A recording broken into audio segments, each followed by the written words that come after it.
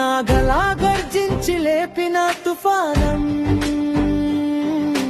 పడిపోని ధైర్యం అది కాదు అంతం, సింహప్రి గుండెల్లో రాసిన చరితం. ఆంధ్రవాల రక్తంలో వెత్తున మంట, రాఖీ బంధాలతో బలమైన కంట,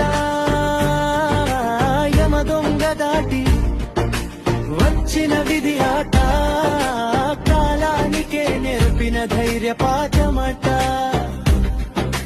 చెంపర్లో నిప్ప